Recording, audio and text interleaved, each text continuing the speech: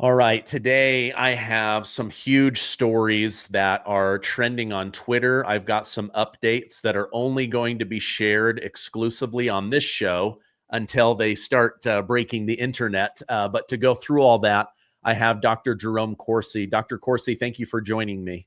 Well, Stephen, it's always a pleasure to be with you. I'm looking forward to it. Thank you. Absolutely. I want to jump right in. Democrats, I don't believe that they are out, but they are down. They're being dismantled. We've got ActBlue being exposed for money laundering and rigging elections. We've got Letitia James and others being exposed for weaponizing the justice system against a president. We've got George Soros and Nevill Singham being asked to testify about funding LA riots. If they won't, then they will be subpoenaed.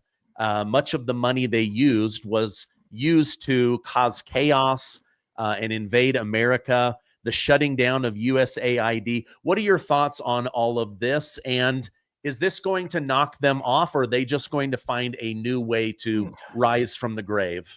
Well, at God's Five Stones, we're playing a big role in this. We both the voter integrity, exposing how the Democrats cheat, and we have a huge investigation on ActBlue that we are bringing to the Justice Department. We're working with DOGE and the Justice Department in a way we've never worked with them before. So, to answer your question, I think the Democratic Party is in the process of committing suicide, and they can't commit suicide fast enough for me. I'll be happy to see them go away altogether. The Democratic Party has become a communist party, and now it's become an insurrectionist party. They want to destroy the United States. And so, therefore, as to the coordination of these riots, we now know that there are handbooks which set out the uniform. You wear black so that you can't be identified. There's no identifying. You can't say it was the guy with the red shirt or the guy who looks like this. They have hoods. Their slogans are the same. There's money behind this. It's a paid-for riot. All the themes that they argue are the same. The same messages are conveyed all across the country in these protests. If these protests weren't paid, I don't think anybody would show up. And so, therefore, the coordination is apparent. The tactics are the same.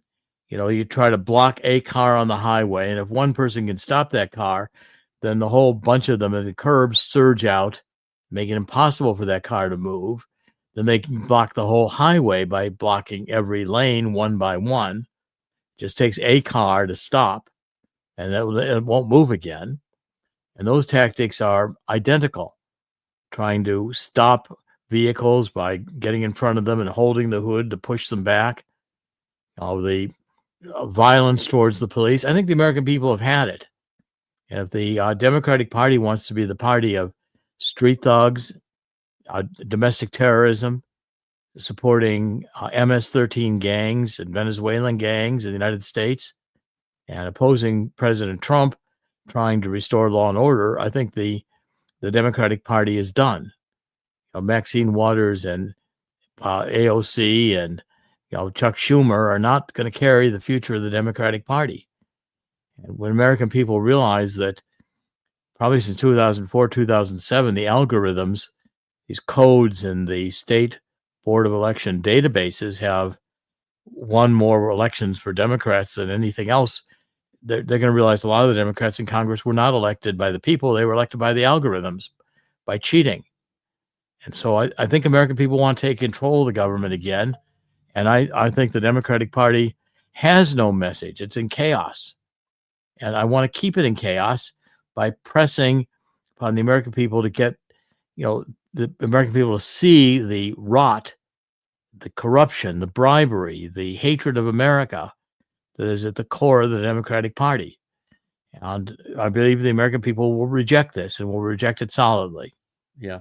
Let me have you dig in just a little deeper. You said that you're working with the Justice Department and DOGE in a way you never have, specifically with ActBlue. That was a story that I helped break. I believe that they are bringing in foreign money. They're laundering money. They're doing identity theft and fraud. Tell me about your side of this story. Well, that's one part of it, but it's just a part of it. And God's Five Stones is now going to be featuring this. And I'm in touch with the Justice Department on this. We have a whistleblower that we're bringing in. Here's what they do. This whole God's Five-Stone investigation and our whistleblower shows that ActBlue has gone down to the border and they've made deals through the Biden administration that tie them to Honduras, and participating in the ActBlue participates in the Sinaloa crime, cocaine, and marijuana trade. They are working with Communist China in the fentanyl trade, and ActBlue is deep into the child sex labor trade. So a deal was actually made in the Biden administration by Archbishop McCarrick through Donilon, who was the chief of staff for Obama. And Biden signed an agreement. They created this agency for peace at one of these organizations to flow money into Honduras. It was signed by the president and his son of Honduras. They were part of the Sinaloa drug cartel. And this was done in the Biden administration right before the border was opened.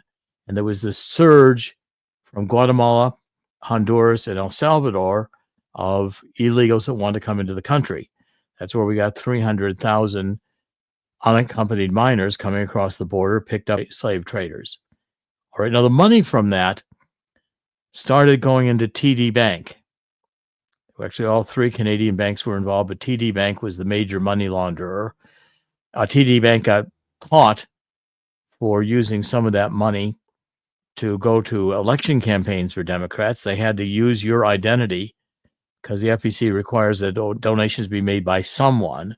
So they had to borrow your name and social security number to make the donations, and you weren't aware of it. TD Bank's already been fined like $3 billion on that as a criminal investigation in the Department of Justice, but nobody went to jail. Now, what we have is shocking because it was a law enforcement officer in Tennessee who began investigating a drug smuggling operation in Tennessee. He found out it was also child aid, bringing up fentanyl drugs into Tennessee by the waterways and the children. He identified the properties and the ways in which these assets were being distributed into the country.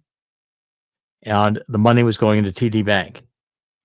To get the money out of TD Bank, the NGOs that were sponsoring this activity bought homes. Buy a home for $100,000. They were being given loans by TD Bank and others of $1 million. At the highest level, the money, the drug money, the child sex money was coming into ActBlue through NGOs that were buying $1 million homes, and they were getting $100 million mortgages, which of course was not the mortgage. It was just a way for the bank to funnel that money back to them through a mortgage scam. Okay, so the Democratic Party NGOs that in turn with all this money fund Antifa and Black Lives Matter and other groups that want to destroy the United States, including groups that want to rig the elections. So the Democratic Party is tied into drug running, fentanyl running, open borders. The Catholic Church is involved in setting it up and brokering the deal through Pope Francis, involved in pedophilia, child sex trade, and that money is what goes into Antifa and Black Lives Matter, and it's hundreds of billions of dollars. It isn't just a few $1 billion, it's hundreds of billions of dollars. And so you've got government money supporting the Democratic Party destruction of America through NGOs, not just through USAID, but through actual participation in the fentanyl trade, the drug trade, the Sinaloa cartel, and child sex trade. I mean, which is horrible. Anyone who would abuse a child, and sex trade meaning even sex with infants, or seized for this purpose. Okay, so it's a shocking story. But what the investigator, who's the whistleblower, and he's already had one meeting with the Department of Justice, and I've been on the phone with the Department of Justice actually over the weekend, back and forth, to make sure that we're going to transfer all of his data. He did a lot of research on Lexis and Nexus, which I've used, and they're very good sources for doing this kind of research. He's documented the bank loans, the mortgage fraud. I caught HSBC in 2011 money laundering. They paid at that time $1.8 billion fine for being in the drug trade. I have all the securities licenses in the world going back to the 80s. I've created 2 broker dealers. I understand money laundering. So we've caught them. There's no way out of this for the Democrats. And when this is exposed, it ties into the voter fraud we've already done. And we're also working now with DOGE, especially in Wisconsin, to expose what ends up being millions. The algorithms permit millions of false voters to be created that can be, so there's, 4 Jerome Corsis in the Wisconsin voter roll. 3 of them aren't me. They may have a different middle initial, and they each get a separate legitimate voter ID. It can be voted in mail-in ballot schemes, and we've caught them voting these duplicates. So again, DOGE and the Department of Justice now are taking our work seriously. I think God's Five Stones is going to become my vehicle for investigative research. And we're raising additional money. With enough money, General Flynn has joined us. Peter Ticktin has joined us. He's the president's attorney. Donald Trump has known Peter Ticktin since they were 15 years old, and they went to the military academy together. And so therefore, I've never seen a scandal of this magnitude. It's shocking. Yeah, when you say that they're involved, meaning they're part of the lawsuit or they're raising awareness about the lawsuit, what do you mean by that? Well, Peter Ticktin's actually working with me directly on the voting data, and he's getting it into the Department of Justice directly as a partner. We talk every day. And General Flynn has also supported us and been helping me to write editorials and articles exposing this. And now the additional money we're going to raise, I'm going to compensate both of them, and they're going to become adjutant members of God's Five Stones. So they'll become active participants in the investigative research I'm doing on an ongoing basis. And that gives us access to the president through Peter Ticktin for, information about what we're investigating, access to the Department of Justice, and through General Flynn, these are national security matters. We have access to the national security apparatus, the Department of State and the Department of Defense, Marco Rubio and Pete Hegseth. And so therefore, I'm able now to get information into the federal system like I've never been able to do before. And the additional funds that we want to raise will take that to another level. But if we press this, the Democratic Party will not exist in 6 months or a year. I'm excited to share with you guys an incredible scientific breakthrough to support our long-term health and wellness. C15 is the first essential fatty acid to be discovered in 90 years. And get this, studies have confirmed that it has 3 times better, broader, and safer application than omega-3 fatty acids. Now, Fatty 15 co-founder Dr. Stephanie Venn Watson discovered C15 while working with the U.S. Navy to continually improve the health and welfare of aging dolphins, of all things, right? Now, C15 works in multiple ways. It repairs age-related damage to cells, protects from future breakdown, boosts mitochondrial energy output. You're going to have more energy, healthier cells. It activates pathways in the body that help regulate sleep, mood, and naturally repair mechanisms that support overall health. This functionality leads to a myriad of exciting benefits now and as we get older, namely improved metabolic, liver, and heart health, smoother functioning joints, deeper sleep, healthier hair, skin, and nails. You guys, this is so important. As you age, almost every doctor has told me to start taking fish oil pills in order to get the omega-3 in me, right? But now, Fatty 15, through the Navy and medicine, they discovered something that is 3 times more powerful. Fatty 15 is on a mission to replenish your C15 levels and restore long-term health. You can get an additional 15% off their 90-day subscription starter kit by going to fatty15.com/Gardner and use code Gardner to get that discount. It's awesome. You guys are going to absolutely love it. That would be amazing. What was your reaction when it came out that Representative Luna from Florida is sending out letters to George Soros and billionaire Nevill Singham, who doesn't even live in America, but they've been able to tie them to these LA riots, USAID money, invasion of America? Do you think they will come in willingly, or are we going to have to get somebody higher up in Congress to issue subpoenas and enforce those? Well, if they don't respect the subpoenas, they'll be committing a crime right there. And I think it's going to take a Department of Justice investigation to really get into the criminality here. Now, at the moment, I'm very pleased to see Ed Martin moved over from U.S. Attorney in Washington, D.C., to having a central position in the Department of Justice, where he is now in charge of the weaponization of the federal government. And I've known Ed for about 20 years. He, of course, was very close to Phyllis Schlafly, was Phyllis Schlafly's executive director.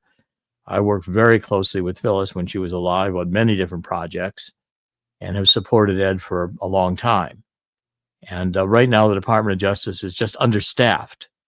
You know, any of the legacy employments in all these departments can't be trusted. You know, they'll be working for themselves. They figure they'll be there when you're gone. And so it's time to bring in new recruits, and we're behind in getting the Justice Department staffed with attorneys who will really go after this level of corruption.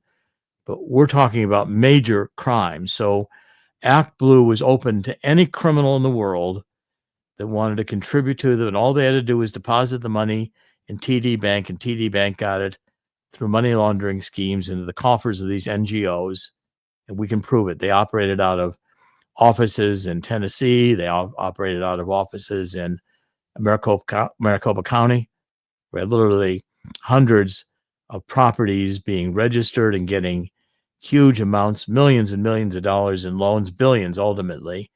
The banks making mortgages that were fraudulent just to get the drug and child sex trade money out of the bank and into their pockets. See, money laundering has several phases. One, you got to get the illicit money into the bank. Two, you got to get the illicit money then out of the bank into your account. And one of the ways to do it is through fraudulent loans that don't show up in the deeds, but they show up in loan records that can be traced through sources like LexisNexis. And so this law enforcement officer has the data. He's got proof. He's got names. He's got addresses. He's got loan records. He's got criminal operations identified by the names of the people doing them. And he's got it identified by the locations out of which they've operated. He's got photographs. He's got documents. And the state and the Department of Justice now is accepting this information, and it's going to be, part of the public. The whistleblowers already downloaded the information. It's in the process of doing it to the Department of Justice right now. Wow. Let me ask you this. So specifically with Arizona, because I've had people like Jovan Hutton Pulitzer on and others about Arizona. Donald Trump wins by multiple six figures. He then loses allegedly to Joe Biden by a very small amount and then blows Kamala Harris out of the water. It never made any sense. Jovan Hutton Pulitzer says, I've got all the data. I'm holding all the data on the fraud, but nobody's looking into it. So ActBlue obviously played a large role in this. Yes, played a very big role funding a lot of this. Okay, and it was a major funder of a lot of this crime and fraud that went on, including activist groups that were supposedly there to, do voter registration drives, but were secretly there to make sure that the voting illegality occurred. whether it was through illegals voting or, vote harvesting to get the names of people on the ballot that the harvester controlled how they voted, or non-existent voters into the database at the state level. And see, the reason up until now, our strategy was fundamentally different. God's Five Stones, we said we're not going to go to the courts because the courts won't intervene. They won't give you standing.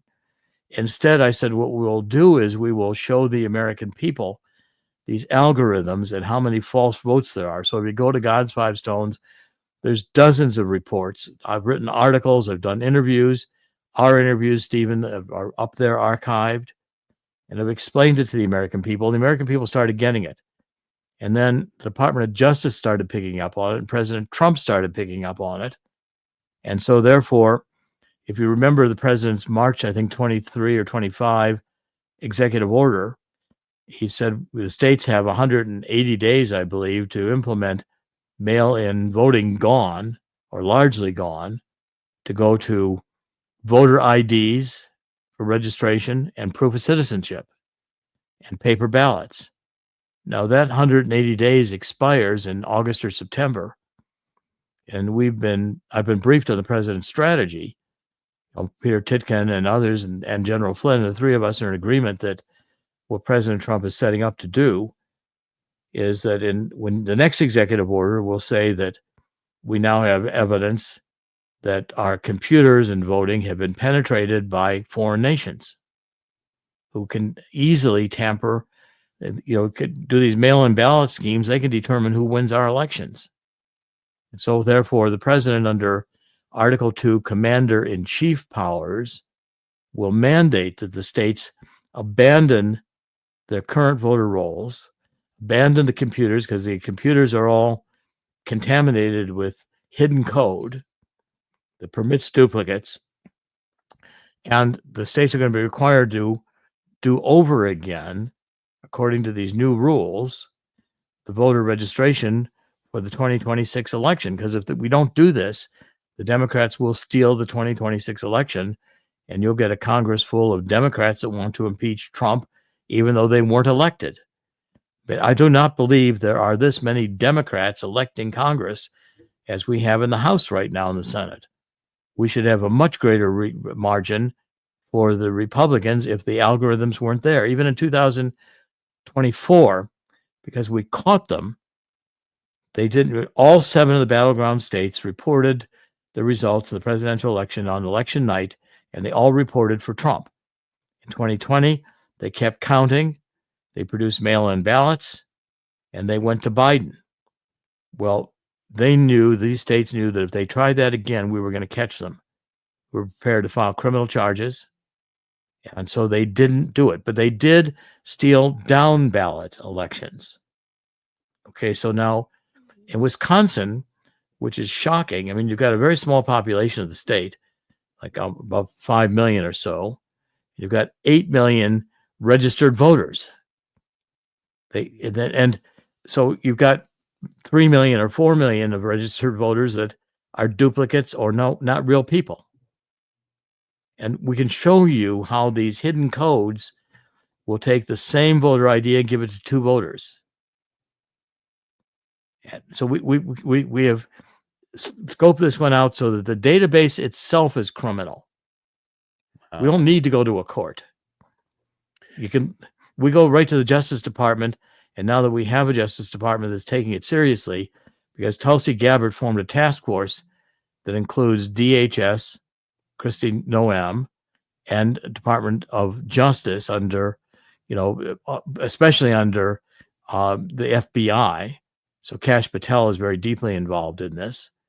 And there are criminal investigations going on in the states right now. I'm in touch with them, even while we're doing this program. Right now, I just got an email from Wisconsin, and telling us basically that we're going to get it together with a meeting with DOGE, and what the next meeting is going to be with DOGE. That's amazing. I mean, look at what just happened in Minnesota. A Democrat says, "Hey, I'm going to break away from the pack. I don't believe that we should be giving illegal immigrants free health care. She's literally gunned down, murdered her dog, I believe her husband. Now they're trying to blame it on Donald Trump. I mean, I can see why some of these judges are afraid. I can see why the guy in Wisconsin, after losing, was like, he just bowed down really, really quickly. But you guys are now going to be able to dig in and show a lot of supporting evidence. Yeah, well, as I say, I was texting in the Department of Justice all weekend with this whistleblower, because I want to get this whistleblower is going to download all of his information, which we already have. We're downloading it now, the Department of Justice, so he's not going to be killed. If he gets killed now, it only intensifies the information he's already turned over. It validates everything there. The only way you can protect yourself in this business is to get public or to get to the Department of Justice everything you've got. So when they kill you, they only implicate themselves. It's the only protection left. Because if you say, you got to come on, like Breitbart said, I have a big story and I'm going to release it in a week. Well, you don't do that. Got a big story, you get it out there now, which is what I've just done on your show. So millions are now going to understand this. I mean, can you imagine, through Pope Francis's office, Archbishop McCarrick, who was both a pedophile and a homosexual, he had a history of sleeping with the seminarians, and he was having sex with the altar boys, comes into the White House through the chief of staff and makes a deal with Joe Biden to have an alliance, signed alliance, under some fancy name for freedom and progress, with Honduras criminals who are running the country. The father goes to prison and the son takes over. Father goes to prison for drug trafficking with the Sinaloa cartel, but ActBlue picks up the business and brings it into Tennessee and other places in the country to get the fentanyl and the drugs inside the country for distribution. They get the children inside the country for distribution for sex. They get all kinds of money from it. They put it in TD Bank as illegal money. TD Bank says, we'll just take it in as deposits. Well, fine, you just deposited this money. Take it in various ways. Once the bank has got it, the bank gets it back out to you or to whomever you're sending it to, the NGOs, by a mortgage fraud scheme. And once you've caught it, it's like HSBC did. They were taking money in from the cartels in Mexico, 2011. They would use someone who left the bank, their legitimate name and social security number. They'd open an account. They'd run millions of dollars through it, and they'd close the account with a zero balance. I found that because a mortgage banker, John Cruz, out in Long Island, brought me a stack of about 1,000 records of accounts they were doing this with. And I called up the people, and they didn't know what was happening. So I sent the records to their attorneys. And then I was called in by the Department of Homeland Security and the Senate Permanent Investigating Committee, and HSBC paid a $1.9 billion fine, and nobody went to jail. So the banks, you can't run money laundering or sex trafficking without a bank, because you can't drive the $100 bills around in a semi-trailer. You got to get into the banking system. And the CIA is involved because the CIA and Treasury monitor all wire transfers in the country. And so therefore, this criminality is systemic within the Democratic Party. Does not care if they're putting children in sex slavery to gain power. Now, if that isn't evil, I don't know what is evil. And that's exposed. I don't know how Chuck Schumer comes before the American people and blames that on Donald Trump.